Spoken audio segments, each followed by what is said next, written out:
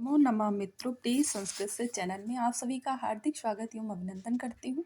आशा करती हूँ कि आप सभी स्वस्थ होंगे, मस्त होंगे और अपने आगे की तैयारी में लग गए होंगे। और ईश्वर से प्रार्थना करती हूँ कि ईश्वर आप सभी को 2024 में आपको आपके लक्ष्य तक पहुँचाए। इसी शुभकामना के साथ आज की प्रैक्टिस सेट की शुरुआत करते हैं। प्रैक्टिस सेट शुरू करने से पहले एक छोटा सा अनुरोध है। यदि आपको लगता है कि मेरे चैनल को लाइक, सब्सक्राइब, शेयर करना चाहिए तो अवश्य करिएगा, यदि इससे आपका कोई नुकसान नहीं हो रहा है तो। और वैसे भी हम सभी संस्कृत के अभ्यर्थी हैं, तो हमें लगता है कि हमारे डीएनए में जो है परोपकार है, तो मैं इतना तो ज़रूर मानती हूँ कि आप इस कार्य में कोई देरी नहीं करेंगे। चलिए प्रैक्टिस सेट की शुरुआत करते हैं और प्रश्न संख्या 151 पर आते हैं। प्रश्न संख्या 151 कह रहा है कि तुमन प्रत्यय। प्रश्न संख्या 151 कह रहा है तुमुन प्रत्यय युक्त पद क्या है।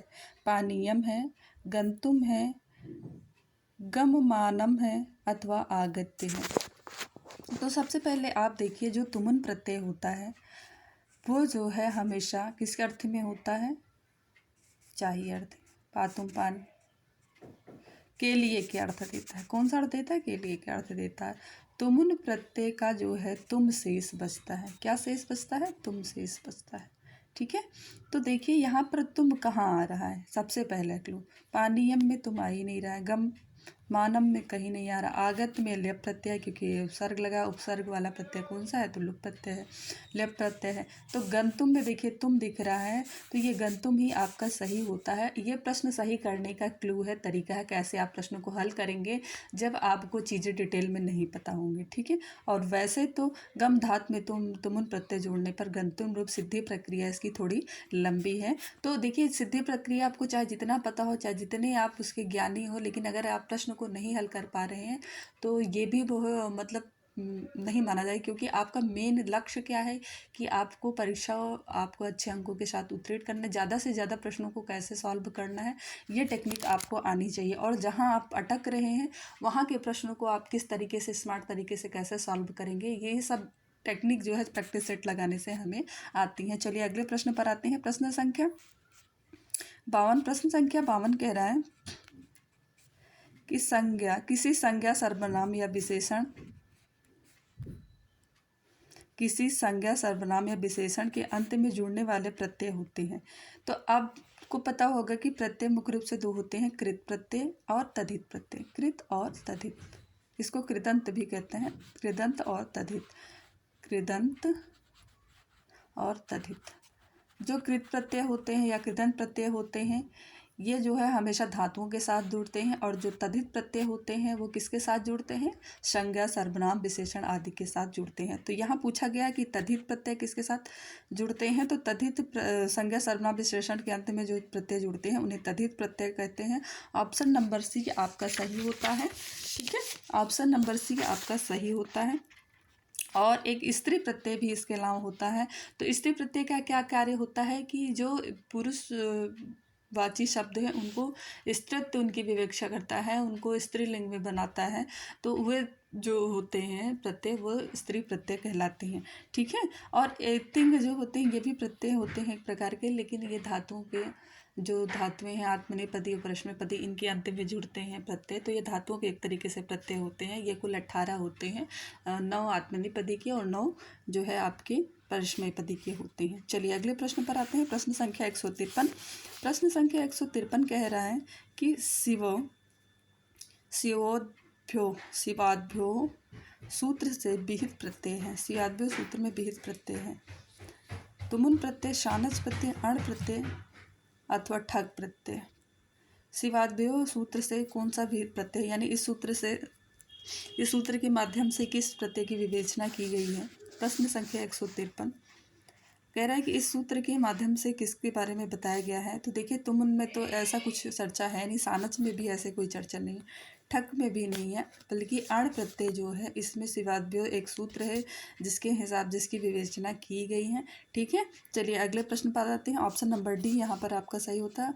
प्रश्न संख्या 154 पर आते हैं। प्रश्न संख्या 154 कह रहा है कि किस प्रत्यय के योग में सैव बनता है। किस प्रत्यय के योग में शैव बनता है। क्या अण प्रत्यय, ढक प्रत्यय, ठक प्रत्यय अथवा ढई प्रत्यय। ये सारे के सारे तद्धित प्रत्यय के भेद हैं। ठीक है। अब पूछ रहा है तद्धित प्रत्यय का वो कौन सा प्रत्यय है जिसमें सैव शब्द जिसके योग में सैव शब्द बनता है, यानी जिस प्रत्यय को जोड़ने पर सैव शब्द बनता है।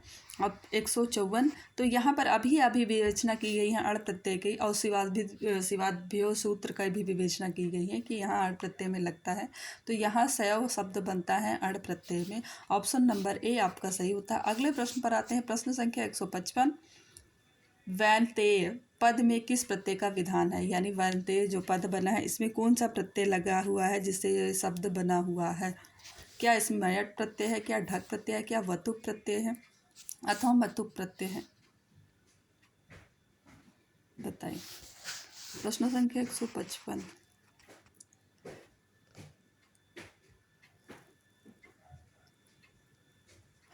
प्रश्न संख्या 155 का जो ऑप्शन सही होगा वो ऑप्शन नंबर बी सही होगा। ऑप्शन नंबर बी सही होगा। ढक प्रत्यय से वैनतेय शब्द बना हुआ है, ना तो मयट से बना है, ना वतुप से बना है, ना मतुप से बना है।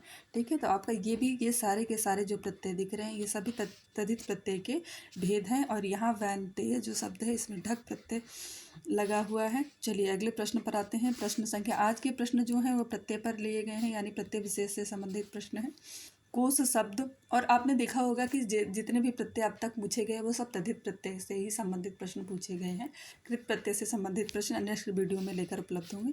कोश शब्द से संभूत अर्थ में होने वाला प्रत्यय क्या है। कोश शब्द में संभूत अर्थ में होने वाला प्रत्यय क्या बनता है, क्या ढक बनता है, ठक बनता है, ढई बनता है अथवा मयट बनता है। प्रश्न संख्या 156, और प्रश्न संख्या 156 का जो उत्तर सही होगा वो आपका सी सही होगा।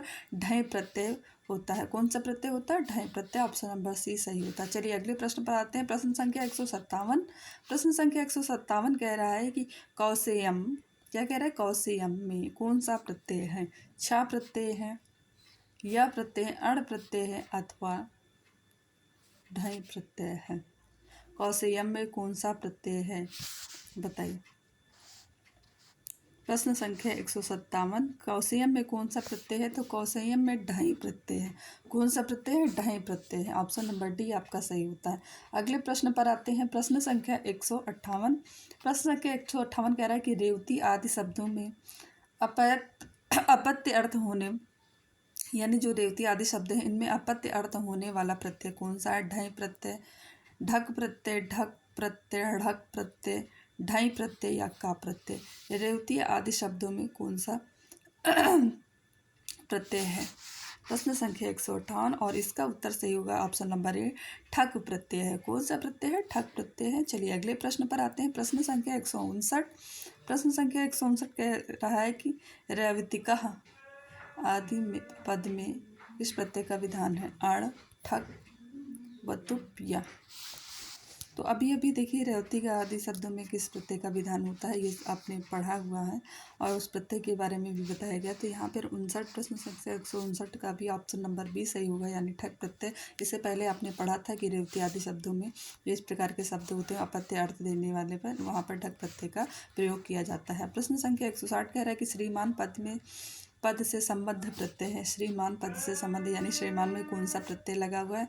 आन, क्या मतुप लगा है, क्या तुमुन लगा है। तो देखिए तुमुन प्रत्यय सबसे पहले काट दीजिए, क्योंकि तुमुन प्रत्यय क्या तुम शेष बचता है। वतुप में वत शेष बचता है ना, और मतुप में मत शेष बचता है। ढाई में क्या शेष बचता है। यहाँ पर प्रश्न संख्या 160, और प्रश्न संख्या 160 का जो उत्तर सही होगा वो उत्तर सही होगा आपका सी। मतुप प्रत्यय में मत शेष बचता है, और कहीं कहीं इसका मान जोड़ दिया जाता है, जैसे स्त्रीलिंग शब्द पुल्लिंग नपुंसकलिंग है तो साथ में। तो यहाँ पर मान हो गया है, पहले मत इसका शेष बचा जब ये जोड़ा, मतुप प्रत्यय का मत शेष बचता है, मत का मान हो गया है यहाँ पर, और श्रीमान शब्द बना हुआ है। चलिए अगले प्रश्न पर आते हैं। प्रश्न संख्या 161, एतावान से संबंध प्रत्यय है। क्या मयट प्रत्यय है, क्या मयट प्रत्यय है, मतुप प्रत्यय है, यत प्रत्यय है अथवा वतुप प्रत्यय। प्रश्न संख्या 161, और इसका उत्तर आपका सही होगा ऑप्शन नंबर डी। वत प्रत्यय में वतुप प्रत्यय का वत शेष बचता है, और यहाँ पर वत को वान हो गया है, एतावान शब्द बना हुआ है इस प्रकार से। ठीक है, चलिए अगले प्रश्न पर आते हैं। प्रश्न संख्या 162, और आज का आखिरी प्रश्न है। देवदत्तमयम से संबद्ध प्रत्यय है। मयट प्रत्यय, वतुप प्रत्यय, मतुप प्रत्यय अथवा लेप प्रत्यय। देखिए लेप प्रत्यय उपसर्ग युक्त होता है और सबसे पहली बात तो ये जो है कृदंत प्रत्यय का भेद है और कृदंत प्रत्यय हमेशा धातुओं के साथ जुड़ते हैं। यहाँ पर ये देववर्तमान धातु नहीं है, इसलिए ये तो सबसे पहले काट दीजिए। ठीक है, अब मयम लिखा गया है तो वतुप मतुप में मद शेष बचता है ना, तो ये भी काट दीजिए। और वतुप में आपका क्या शेष बचता है, वत का मान हो जाता है ना, और मतुप का मान हो जाता है, तो सी और बी भी आपका जो है नहीं होगा। अब बचा आपका क्या, बचा आपका ए ऑप्शन। देखिए इस तरीके से प्रश्नों को हल किया जाता है, कैसे स्मार्ट तरीके से, जब आपको चीज़ें ना पता हो तो आप कैसे प्रश्नों को हल करते हैं। तो मयट में मय शेष बचता है और मयम इसका जो है नपुंसक लिंग में हो गया है, तो आपका ऑप्शन नंबर ए सही होगा। और यहीं पर वीडियो को समाप्त करते हैं, फिर मिलेंगे नए प्रश्नों के साथ, नए जोश के साथ, नए उमंग के साथ। आशा करती हूँ कि आप सभी अपनी तैयारी में अच्छे से लगे हुए होंगे और अपने लक्ष्य को प्राप्त करके ही आप सांस भरेंगे, मतलब रुकेंगे ये कह सकते हैं। और एक जैसे कछुआ निरंतर चलता रहा जब तक कि उसकी दौड़ समाप्त नहीं हो गई, जब तक वो अपने मंजिल पर नहीं पहुंच गया। भले ही आप कछुए की चाल में चले, लेकिन जब तक आपको आपका लक्ष्य ना प्राप्त हो जाए तब तक आप चलते रहिए। खरगोश की चाल चलकर आप सोइए मत। यही मैं संदेश देना चाहूँगी आप सभी को। और फिर यही वीडियो को समाप्त करते हैं, फिर मिलेंगे। नमः संस्कृताय, नमो नमः।